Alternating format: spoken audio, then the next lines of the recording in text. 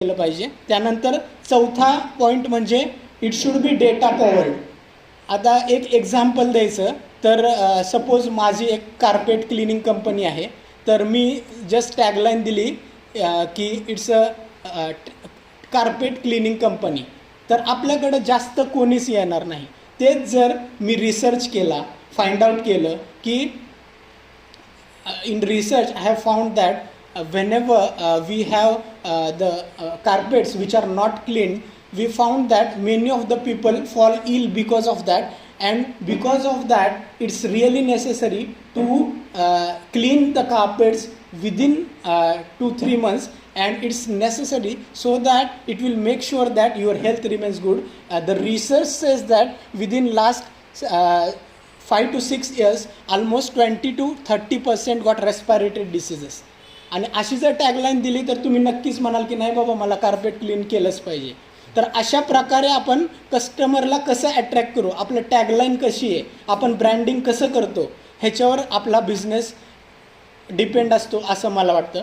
त्यानंतर आपण पाहिलं की रॅपिड चेंजेस येतात। कोविड आला आत्ता, तर our company should be adaptable to the changes.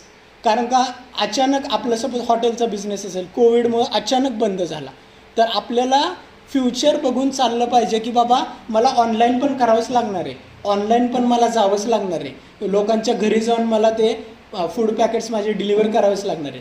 असं एक एक्झाम्पल दिलं। अशा बऱ्याच बिझनेसेसमध्ये आपल्याला अडॉप्ट करून त्याच्यानुसार चेंज व्हावेच लागते। जसं की ऑटोमेटेड मेसेजेस आपले लोकांना गेलेच पाहिजे। आपला नवीन कोणता प्रोडक्ट मार्केटमध्ये येतो आहे तर आपल्याकडं automated emails, SMS, WhatsApp broadcast अशा ह्या गोष्टी पाहिजेच। आणि YouTube, Instagram, Facebook, social media ह्याचा आपण चांगल्या प्रकारे उपयोग करू शकतो।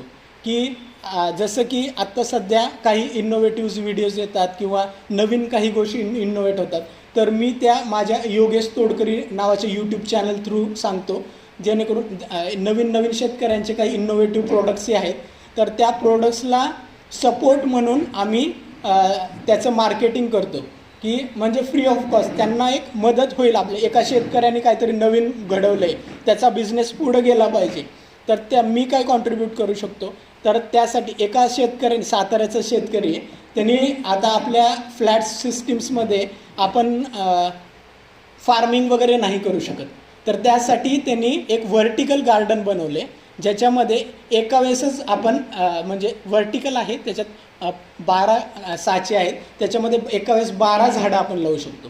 तर मी ते स्वतः घेतलं आणि अनुभव घेतला, खरंच खूप छान आहे।